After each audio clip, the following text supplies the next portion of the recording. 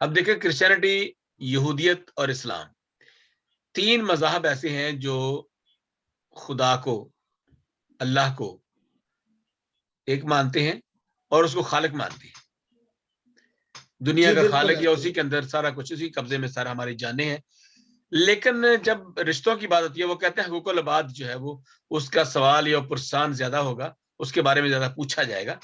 लेकिन जब हम दूसरों की जब बात करते हैं, आपने देखा है पाकिस्तान की, मैं ये नहीं कहता कि पाकिस्तान में जो कवानीन है उनकी पासदारी नहीं होती, उनकी इम्प्लीमेंटेशन नहीं होती, कानून जो है वो, अब देखें एक बच्ची जो है वो 13 साल की, माँ बाप कहते हैं, और उसको झूठे कागजात बना के 18 साल की बना के उसको शादी, उसका निकाह कर दिया जाता है। वो बंदा जो निकाह करता है, निकाह खा है, वो किसी भी मजहब के साथ हो, मैं उसकी मजहब की बात करता ही नहीं, कोई भी हो, तो वहां पे औरत की तस्लील होती है।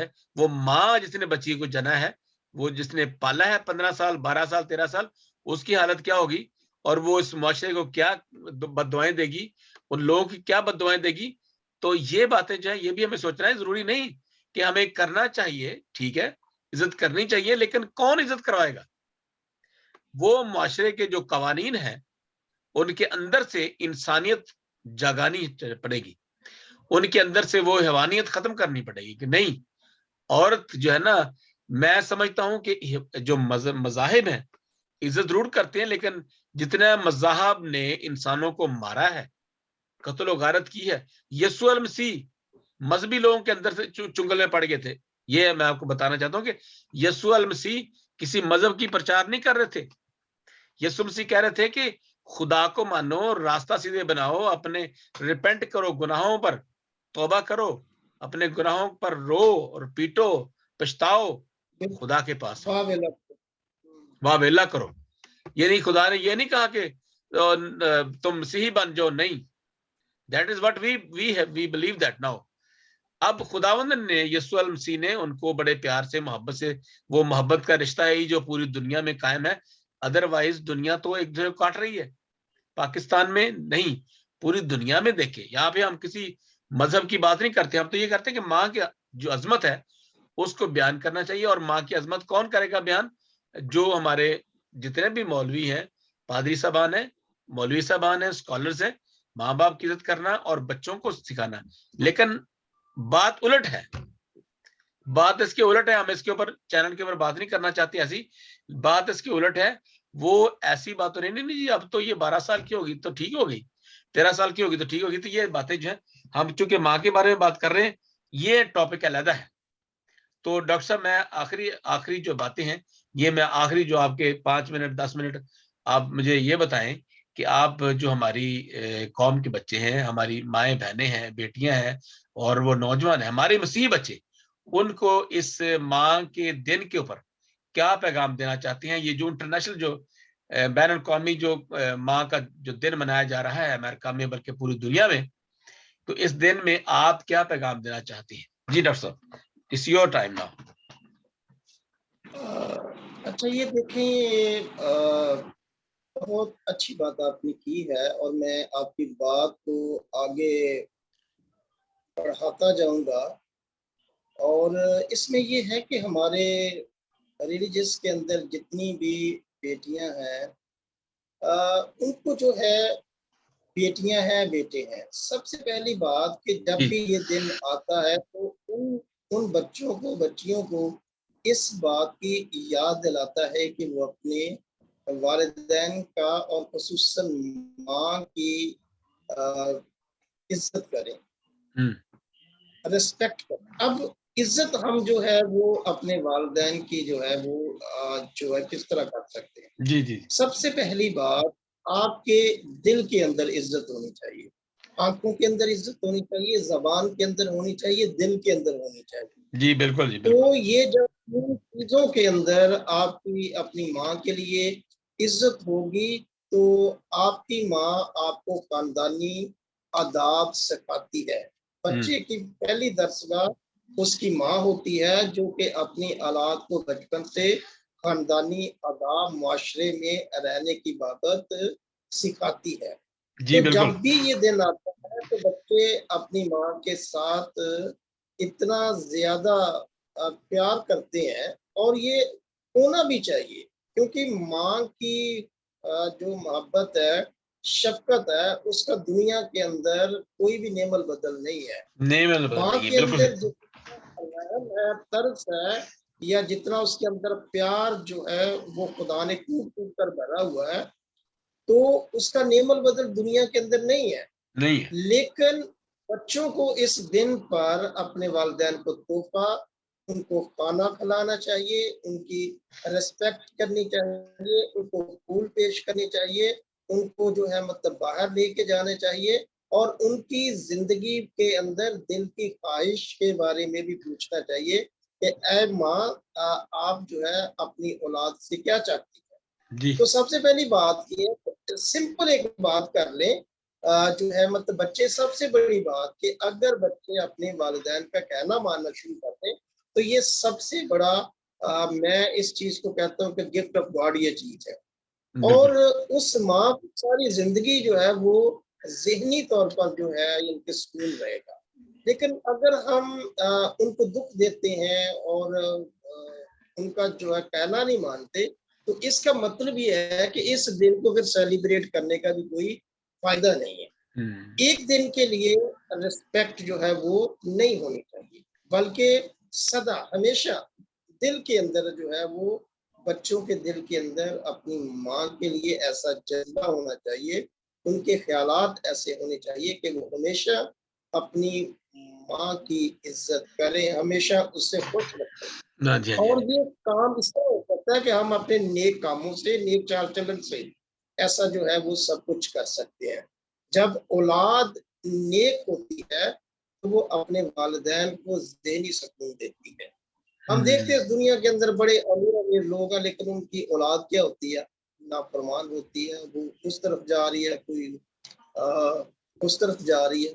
तो ये ज़िंदगी के अंदर जब ऐसे तल्ख़ किस्म के वाक़यात आते हैं, तो वहाँ पर कुछ तरबियत का फ़र्क जो है वो रह जाता है।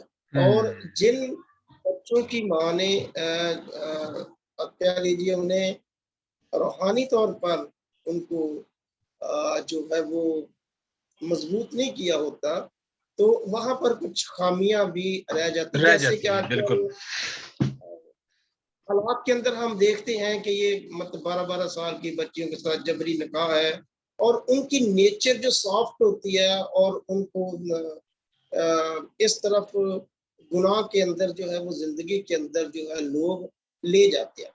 हमारे माशरे के अंदर हिर्सो हवस इस कदर बढ़ चुकी है, जिनसी दरिंदगी इस कदर बढ़ चुकी है कि इंसान के ज़हन के अंदर कोई खुदा का खौफ नहीं है। वो ये नहीं देखता कि इस बच्ची की एज जो है वो जो है कि मेरी अपनी बच्ची के बराबर है। लेकिन एक खौफ, एक उनके ज़हन के ऊपर एक ही बात होती है कि इससे शादी करना। अजीबो-गरीब मुआशरा है, अखलाकी गिरावट है हमारे दरमियान, जी। और हम हम्म। वैसे हम कहते हैं कि हम बहुत ज़्यादा इखलाकियात के अंदर लोगों से बेहतर हैं।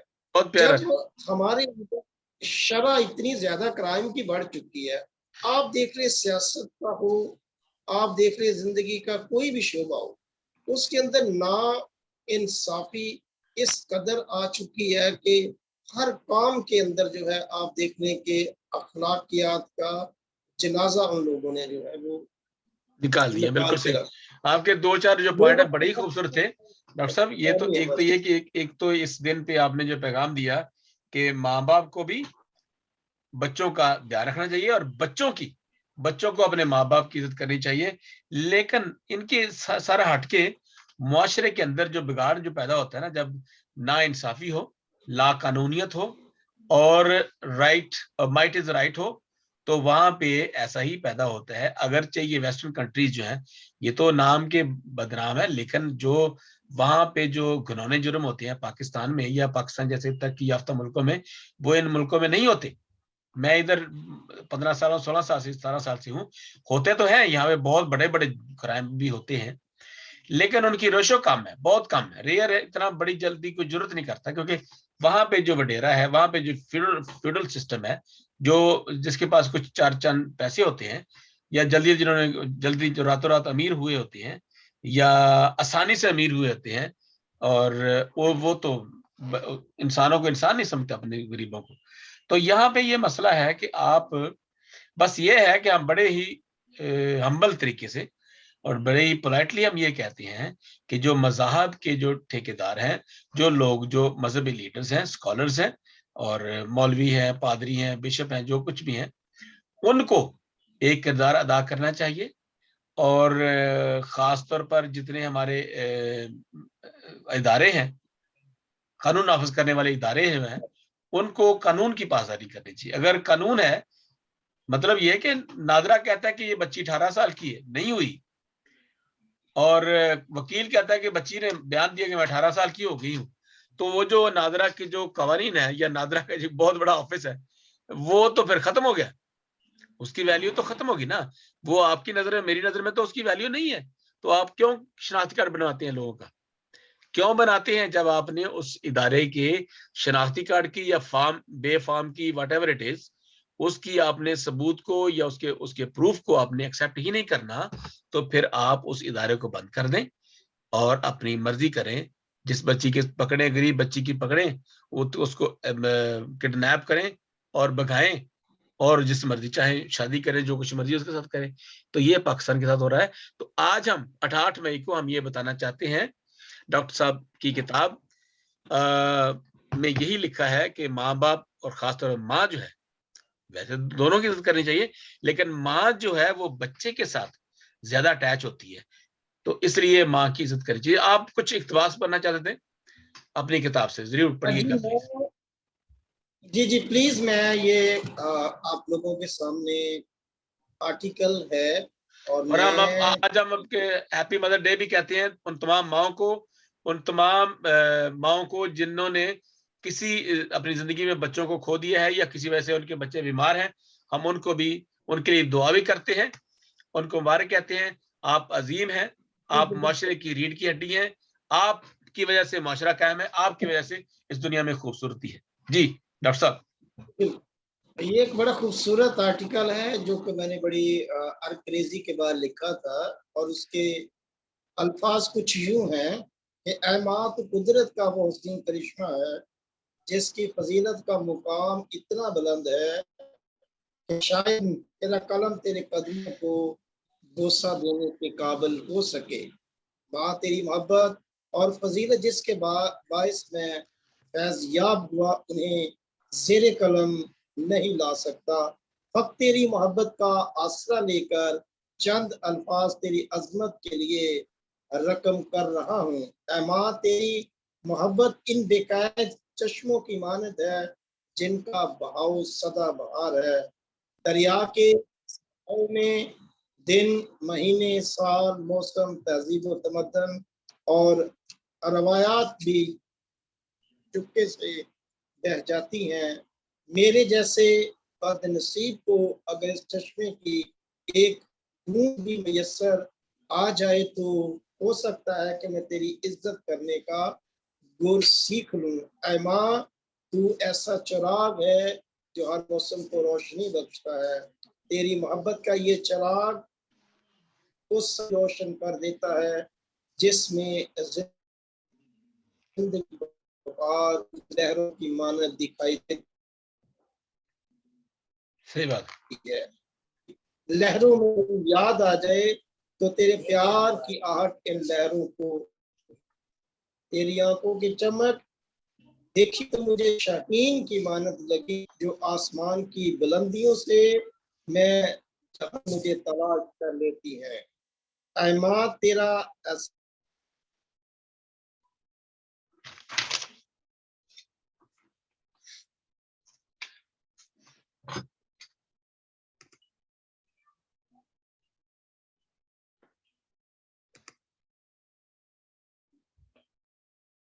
ही हो जाती, तेरी आंखें उस वक्त तक सुख का सांस नहीं लेती। ऐ नहीं माँ, लेती। मैंने तेरी इन आंखों में कमाल हुनर देखा कि दुख हो या सुख हो, इन आंखों में शबनम के कतरों की चहल पहल जरूर देखी है। ऐ माँ, तेरे ये सब अनोखे और मुखलस मोहब्बत के करिश्मे हैं जो कुदरत के बख्शिश के तहाइफ हैं, इन्हें कौन दरियाफ्त कर सकता है। हाँ, एक तेरे पास ही तो ऐसा दिल है जो इस बोझ और तड़प को बर्दाश्त करता है। ये तेरी सीरत की अनोखी कशिश है जो सबको अपनी तरफ खींच लेती है। तेरी साबित कदमी का चर्चा करूं तो ये फ़ज़ा भी नाराज़ हो जाएगी। तेरी साबित कदमी को गिराने के लिए आंधियां आईं, तूफान टकराए, ज़लज़ले आए। मैंने तेरी इस जुर्रत के सतून में ख़म नहीं देखा। तेरा ये रिश्ता देखा तो मुझे सब रिश्तों से सुंदर लगा। इसकी ताकत का अंदाज़ा उस वक़्त हुआ जब सब रिश्ते इसमें समो गए। तेरी जी। आगोशे मोहब्बत को कौन फरामोश करेगा? वही बदनसीब होगा जो तेरी मोहब्बत का कर्ज भूल गया। बचपन का नगमा छेड़ूं तो यादें नया आलम पैदा कर देंगी। हाँ, हाँ। मोहब्बत के वाह! इस आलम में दिल तेरी नगमा सराई के लिए मीठे बोल जरूर बोलेगा। हुँ। माँ, मुझे समझ नहीं आती तुझे किस किस नाम से पुकारूं।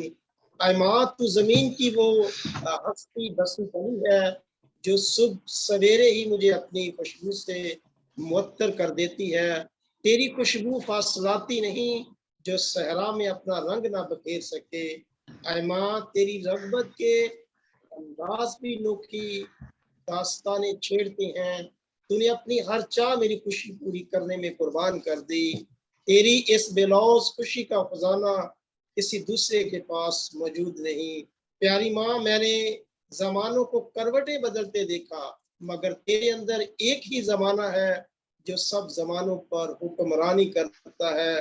फिर मैंने जमानों की तहजीब व तमद्दन को देखा जो जुदागाना रवायात को जन्म देती हैं। तेरी तहजीब का असलूब वही है जो माजी, हाल और मुस्तकबिल का ज़ामन है। तेरे किरदार का चर्चा ना करूं तो मैं बेगाना ठहरूंगा, क्योंकि तेरे किरदार में वो ताकत पिन्हा है जो मुझे मसाली बना देती है। वाह! तेरी वफादारी की फिक्र ना करूं तो मैं वफा नहीं कर सकता। ऐ हुँ। माँ, तूने खुदा के इस अहदो पमा को नभाया है जिसे देखकर मेरा सर फख्र से बुलंद होता है कि एक ही मेरी माँ और एक ही मेरा बाप है। तेरी ज़बान का ज़िक्र ना करूँ तो मैं अजनबी ठहरूँगा।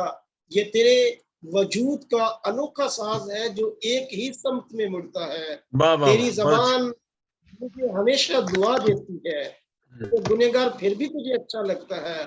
आखिर तेरे पास किस चीज़ का दिल है जो सब कुछ जानने के बावजूद भी मोम की मानद पिघल जाता है।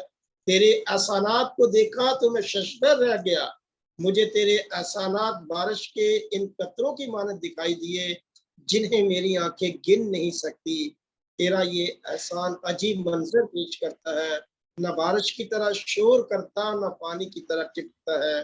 तेरी इस अजमत को देखकर मैं खामोश रह गया और मेरी इन खामोश निगाहों ने देखा कि तू ही है जो ये लबादा उड़ सकती है। तेरी रौनक का बोलबाला ना लिखूं तो तेरी अजमत जवाल पजीर होगी। तेरे ही दम से मुआशरे का बाजार गहमा गहमी का समा पैदा करता है। तेरी अदम मौजूदगी मुआशरे को तलाक का पैगाम देती है। जिस घर में तेरा साया ना हो वो घराना शफ़क़त से महरूम हो जाता है। तेरी इज़्ज़त व अज़मत का मुकाम देखा तो मैं शशदर रह गया। ऐसे लगता है ऐ माँ, तुझे खुदा ने उम्र दराज़ी का राज़दान बनाया है।